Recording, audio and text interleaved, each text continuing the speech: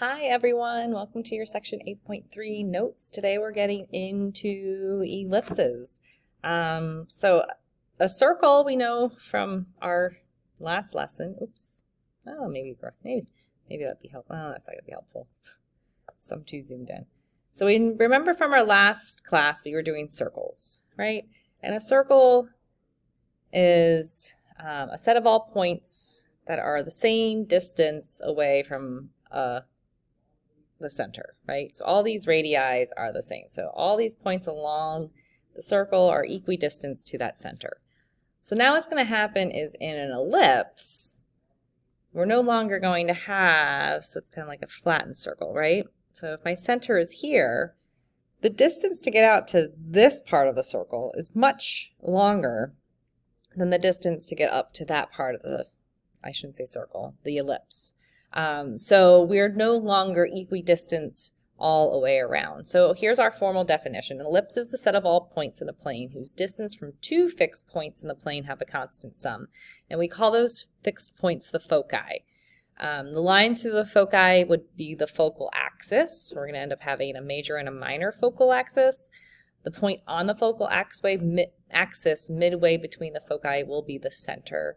And the points where the ellipse intersect at the axes are called the vertices. And some textbooks will call the vertices on the major axis the vertices, and then the vertices on the minor axis co-vertices. So just be aware that you might see that language later on in life. And I might use that too. So let's go ahead and put some formal definitions here, and then we'll label up our ellipses over here on the side. So we have the center of an ellipse is the point on the focal axis midway between the foci. The foci, which is plural for focus, are the fixed points that are equidistant.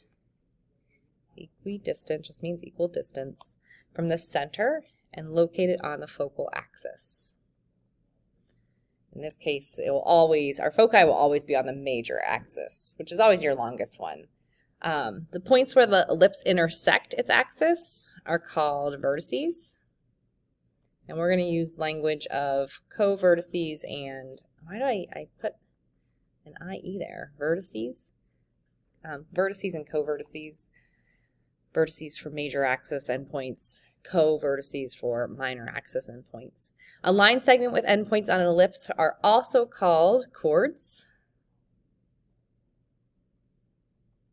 We call the chord line on the focal axis the major axis, and the chord through the center perpendicular to the focal axis we call the minor axis, because that's the shortest diameter, right? Your major axis would be the longest possible diameter of the ellipse. Did I say that right? My major axis would be the longest possible diameter of the ellipse. My minor axis would be the shortest possible diameter of my ellipse, if we think about it that way. Let's go ahead and fill in the rest here. The major axis length is going to be 2a. We'll talk about that, where a is a number that is, so a we call the semi-major, just half the major, or we could have a semi-minor, which is half the minor. The length of the minor axis is going to be, we're going to use b for our length there, so 2b. The number b would be the semi-minor axis. Okay, so we got all that filled in. Let's go ahead and move over to the right side here so we can actually see what it looks like with a wide ellipse, I guess I should say, not fat, and a tall ellipse. Okay, so here is our ellipse. The major axis is going to be your longest diameter, so that's going to shoot straight across. So this would be my major axis. And we are using A's to represent the lengths of the semi-major axes, right? So the whole length would be 2 times A. My minor axis is the shortest possible. Okay, so this is my minor axis. And we're going to call those lengths of B. So 2b, right? I'll call this a vertex. This is a vertex on the other side. Vertex, and I'm going to use the language because that's what I learned covertex for the vertices on the minor. So you can kind of designate the difference between the two. Makes it a little bit easier than just saying vertices for all of them.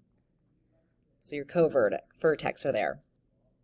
Your foci are going to be some points that fall on your major axis. So maybe I have a foci here. So focus, not a foci, a focus. Foci is plural. I only have one. And then it would kind of be reflected the same spot over here. Okay. So if you remember, your focus, your foci, right, are the fixed points that is equidistant to all points, right? All right, so now let's do it to the tall one. Same thing. So here now my major axis is the up and down. So this is my major axis. It's not liking my finger anymore. Here's my minor axis. Here is my B and my B. Here is my A and my A. And then our focus F maybe would be like here and maybe like right here. I don't know, is that even equal? Maybe come down a little bit. Okay, and then we have our vertices, right? Covertices and vertices. Think we got it?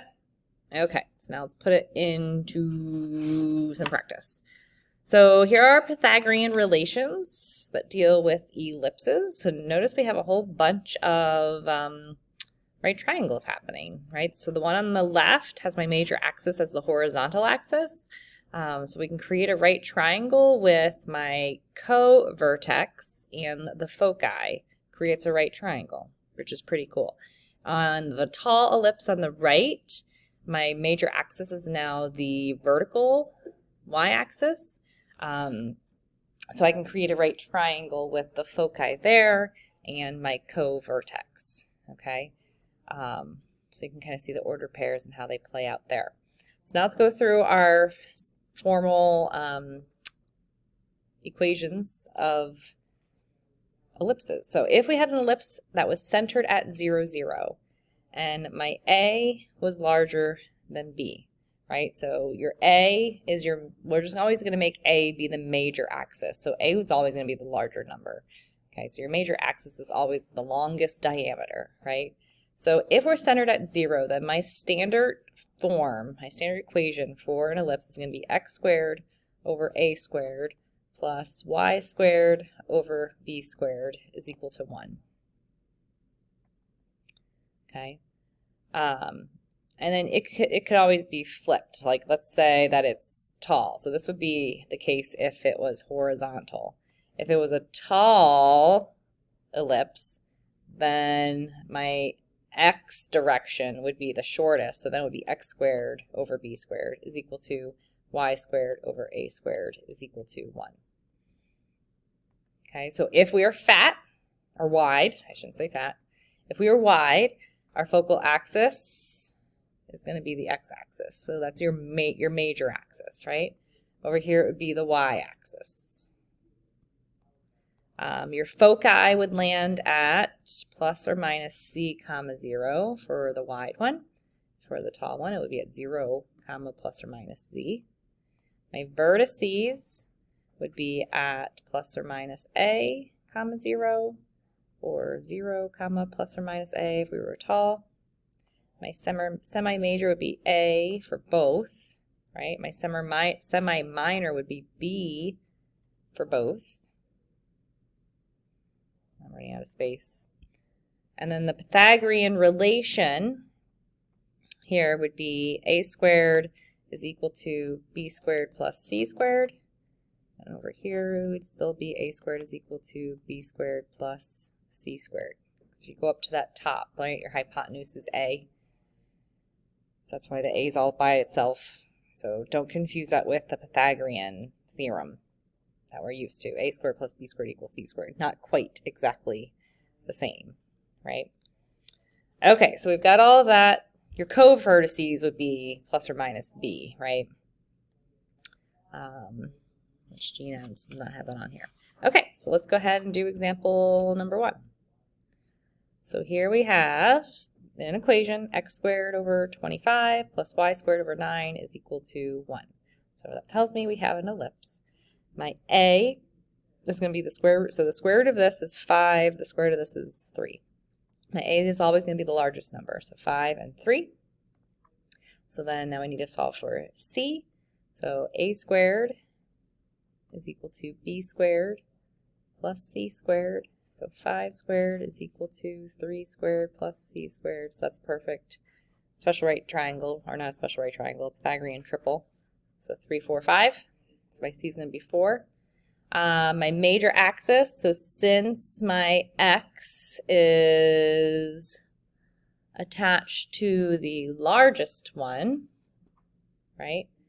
Wouldn't that make me be fatter, right? Because I would be going right out. So my major axis is going to be the x-axis. My center is at 0, 0, because there's nothing attached to my x or y's up top.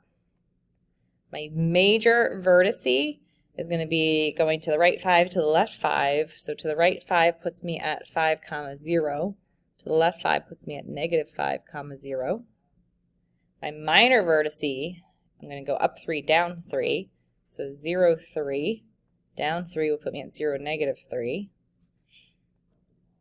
Now we need to find our foci. Okay, so where does our focus land? Well, let's go ahead and start getting this stuff in here. So I have a 0, 0.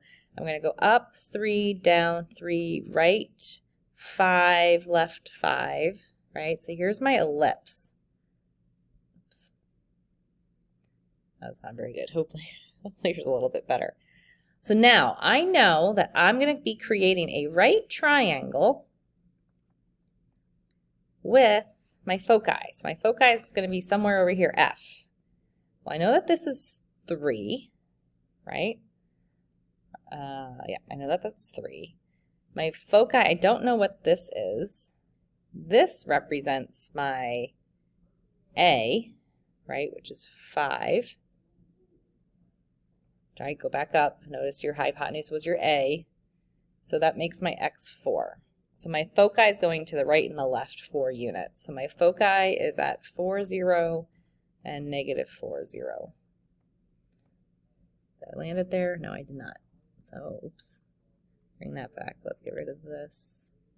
So my foci, did not do a good job with my right triangle, puts me at 4. So there's a focus, F. Come on. And then F here. Right, so there's my focus. Focus 1, focus 2. Put subscripts on. Why not? All right. Next one. Find the equation in standard form for an ellipse whose foci are at 0, 3 and 0, negative 3. Okay, so that tells me that my C is 3.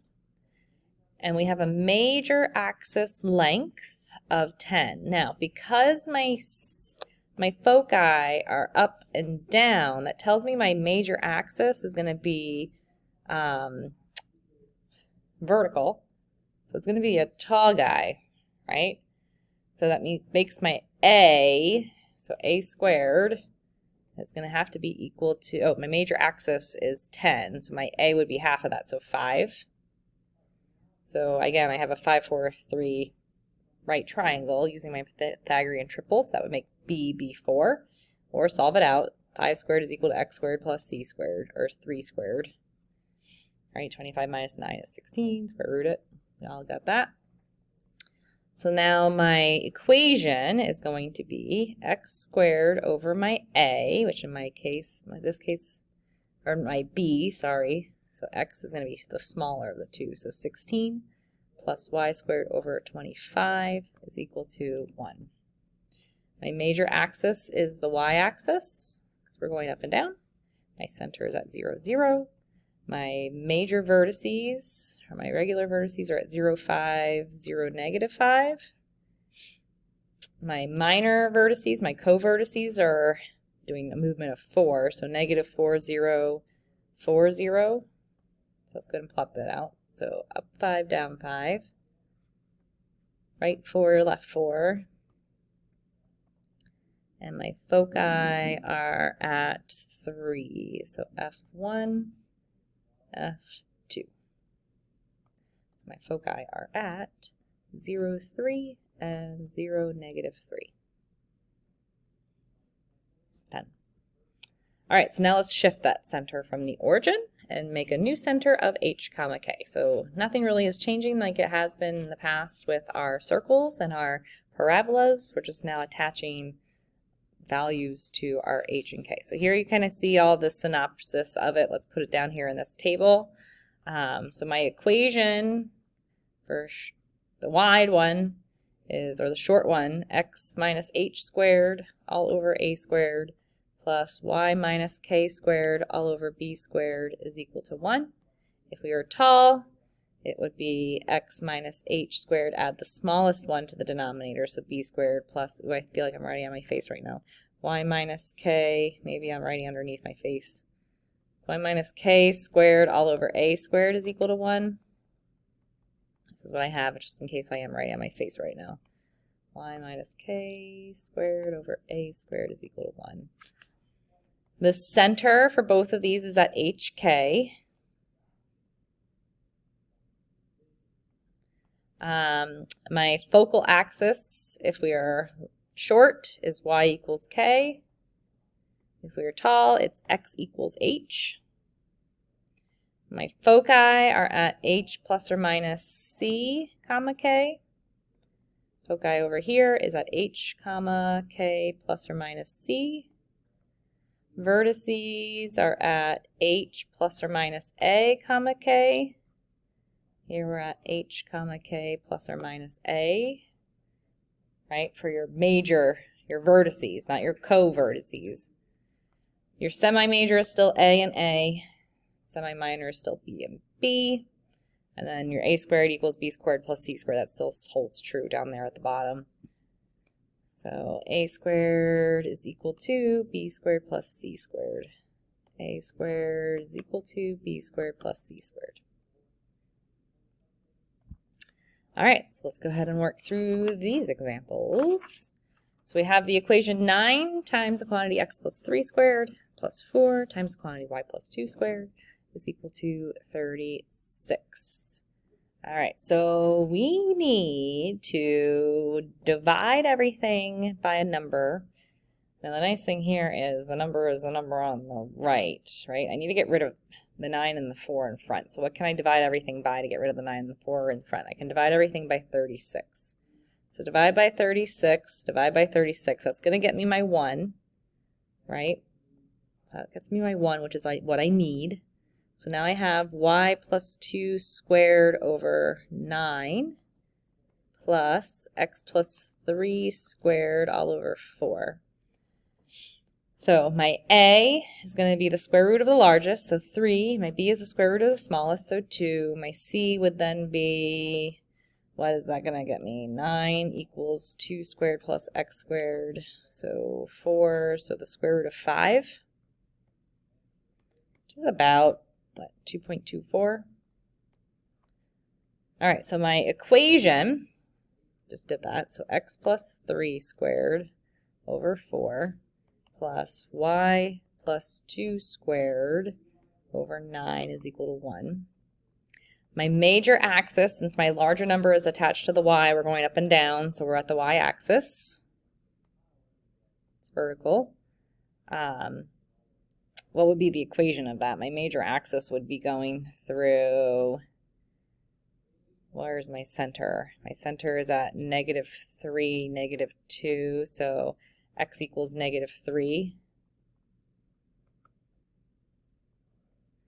My center is at -3, -2. My major vertices would be, so now we're going to my major, we're going up 3 from that center point. So -2, so that would put me at +1, so -3, 1. Going down 3 units from -3, -2 would put me at -3, -5.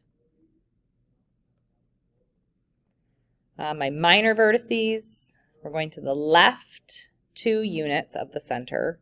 So that would put me at -5, -2. And then we got to go to the right 2 units, which would put me at -3. Nope, nope, nope, nope, nope. Going to the right would put me at -1, right? -2. And then my foci would be, so my foci are on the major axis. So that means I have to go up a square root of 5 from my center. So that puts me at -3, -2 plus root 5. And then go down, -3, -2 minus the square root of 5. All right, so let's go and graph all this. So my center is at -3, -2. And go up 1, 2, 3. Go down 1, 2, 3. Then we're going to go right 1, 2, left 1, 2. This doesn't quite seem right. 1, 2. Yeah, I guess so. Huh? Am I just off? I don't look very symmetric. Yours looks better than mine does. And then my foci are at probably right about here, F1, and right about here, F2. Just eyeballing that. All right. So now let's get into where does this come into play. So we have what's called eccentricity. Eccentricity of an ellipse is when you have your E is equal to, so eccentricity is the E, is equal to your C divided by A, where A is the semi-major axis, B is the semi-minor axis, and C is the distance from the center of the ellipse to either focus, right? So we need to prove that the graph of the relation is an ellipse, find its vertices, foci, and eccentricity. Okay, so I see a whole lot of numbers here. I'm thinking in my head I'm probably going to need to start doing some completing of the square work. So I'm going to group my x's together. 4x squared minus 32x plus something. And I'd put my y squared plus 16y plus something. Well, whenever we go to complete this, move that 24 over, so, or 124, so -124. Whenever you go to complete the square, you need to have a leading coefficient of 1. So I need to factor out my 4 here in the first two. So that gets me x squared minus 8x. Now when I complete that square, half of 8 is 4, 4 squared is 16. But I'm not just adding 16 to both sides. I'm actually adding 16 times 4, which is 64. So I'm going to add a 64 over here. Now let's do the same thing here for this middle one.